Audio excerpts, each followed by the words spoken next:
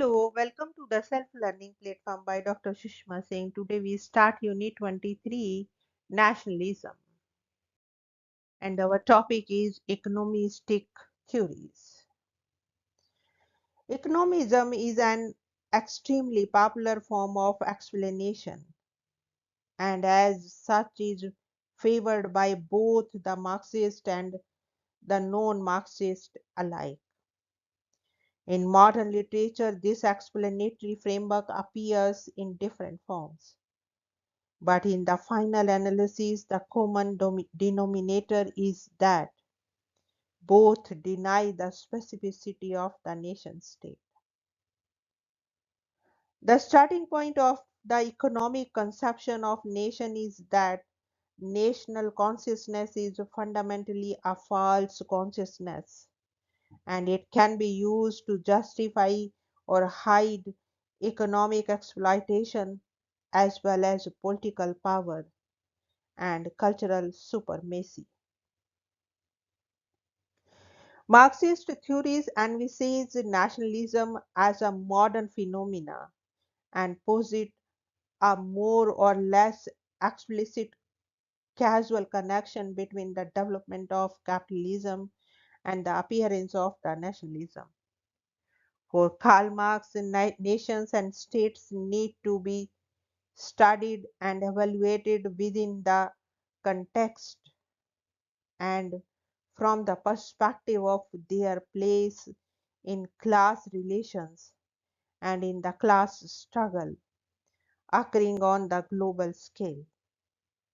For him, nationalism was an expression of bourgeois interest, but the bourgeois fatherland did not refer to the country's potentialities for progress or to the nation regarded democratically, but to the aggregate of institutions, customs, and laws and ideas which sanctify the right to property on a considerable scale.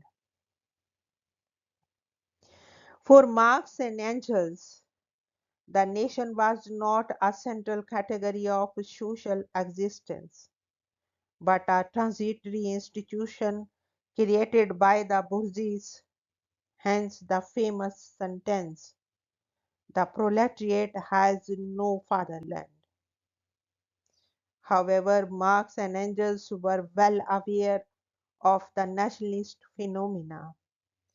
As politically committed intellectuals, they lived through the troublesome 1840s, a period in which nationalist struggle ravaged the European arena.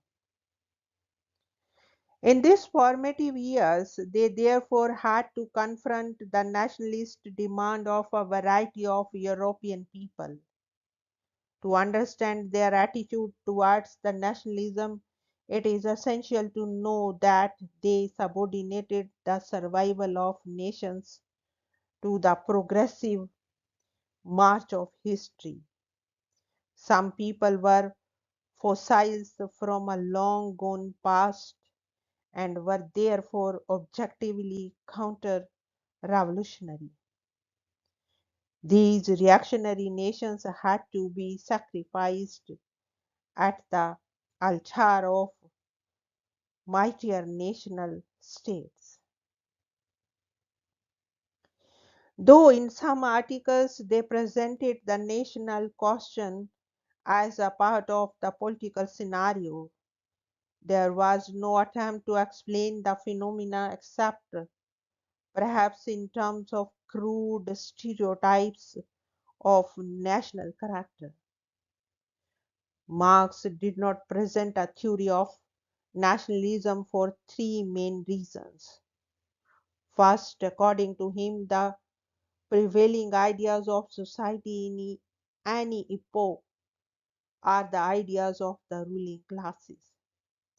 Hence, the spread of ideas such as that of nationalism depended heavily upon the distribution of economic power in society. Secondly, Marx's understanding of history as a history of class struggle implies that a proletariat revolution should follow a bourgeois one and impose a dictatorship of the proletariat on the road towards a communist society. The stateless society of Marx had no room for nationalism, since nationalism's main aim was the establishment of the state and not its abolition. Thirdly, Marx did not give attention to nationalism because he felt that neither capitalist relation of production nor nationality, religion, etc., should obstruct the liberation of people as human beings. The proletariat should transcend national identities and be able to recognize itself as a part of the big family of mankind. However, by the turn of the century, the vindication of the rights of the nations changed the Marxist view on the national question. In the Second International, the national question was central in the political agenda. Within the Austro-Marxist tradition, a serious attempt was made to come to terms with the theoretical problems posed by the category of nations. Otto Marx presented a theory of nationalism based on the idea of national character and national culture, though he also used the dubious idea that nations have a historical destiny to fulfill. A more influential definition on nationalism was given by Stalin. In Marxism and the national question, he emphasized the simultaneous coalescence of four elements: language, territory, economic life, and psyche formation in an historically constituted community of culture. Lenin adopted a more flexible definition of the nation, and although he was, like most Marxists, in favor of the creation of a large political units, yet he endorsed the principle of self-determination of oppressed nations, at least in theory. In the 1970s, a number of attempts were made to evolve a theory of nation along modified Marxist lines. Most prominent among them are following: internal colonialism, uneven development, and world system. The theory of internal colonialism has been developed by Michel Hatter in his book Internal Colonialism. In a nutshell, it is based on the idea that the modern states exhibit strong internal inequalities based on ethnic lines, such as the Indians in Latin America, the blacks in USA, and among the Scots, the Welsh, and the Irish. Industrialization aggravated an already existing situation of economic dependency and inequality within the states, which manifests itself first in different political behavior and later in ethno national movements. He believes that in each country there is a region which is favored by capitalist development, while others are subordinated. Also, Hatcher pointed out that instead of national culture, what we have is a core culture which dominates over others by establishing ethnic boundaries. In other words, A cultural division of labor also exists between the core and the periphery.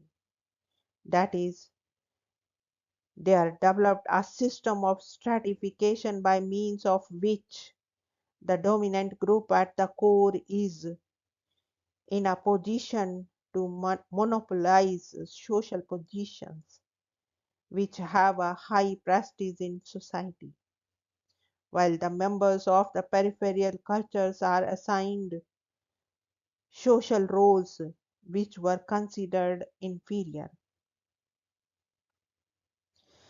The more industrialization advanced in its uneven way, the internal differences became more accentuated, and ethno nationalism emerged as a response to a situation of perceived dependence and exploitation. An illuminated account of nationalism from the Marxist point of view has been given by Tom Nam in his book, The Breakup of Britain. Naren understands nationalism as a product of uneven development of regions within the world capitalist economy. He refers to nationalism as an effect of the expansion of capitalism, though agreeing that Marxism has little to offer on nationalism. Naren insisted that only by focusing on the revenges and contradictory efforts of the uneven development could we hope to understand nationalism. Capitalism has unified mankind, but at a price of great disequilibrium and tremendous antagonism, which has triggered a process of socio political fragmentation affecting even the old continent. Nationalism was the result of certain aspects of the global political economy in the modern era. It was a way that peripheral countries found to defend themselves against the core. This was done by interclass mobilization on the basis of an identity different from that of the dominating state. Nationalism had of necessity to express itself through the cultural peculiarities of each area. In conclusion, for Naren, nationalism was the socio historical cost of the accelerated implantation of capitalism at the world level. In the wealth of writings that Emmanuel Watterson has dedicated to the world system, he has occasionally touched upon the national question. Wallerstein insisted on the invented or constructed character of the nation. According to him, the nation hinges around one of the basic structural features of the world economy, that is, the political superstructure of this historical system. The sovereign states that form and derive from the interstate system. A nation derives from the political structuring of the world system. In other words, statehood preceded nationhood. The nation is in no sense of primordial stable social reality, but a complex clay like historical production of the capitalist world economy. Another original Marxist approach to nationalism has been expounded by the Miroslav Hirok in his book Social Preconditions of National Revival of Europe. He has proposed a class analysis of the modern nation as well as the role of cultural development. He distinguishes three main states in the development of modern society. First, an early period in which the transition from the federalism to capitalism took place. This stage comprises of the fight against absolute monarchies and the starting of bourgeois revolutions. The second stage coincided with the victory and consolidation of capitalism as well as the appearance of an organized working class movement. And the third, during the 20th century, there is a process of worldwide integration and unprecedented development of mass communication. At a cultural level, each nationalist movement runs through three phases: the period of scholarly interest, period of patriotic agitation, and the period of mass movement. However, the Marxist tradition generally has been extremely suspicious of nationalism, though for tactical reasons they have often made use of national sentiments to achieve socialist objectives. In conclusion, one can agree with the Tom Naren that the theory of nationalism represents Marxism a great historical failure. The developments in the 1960s, in which socialist countries fought bitterly against each other along nationalist lines, opened the eyes of some Marxists to the reality of national interest. With the collapse of the Soviet bloc in 1989 and the disintegration of USSR in 1991, this issue has come to the forefront again. At present, few really believe that Marxism can provide a genuine theory of nationalism. Here we want to wind up this lecture. Thank you so much for your attention.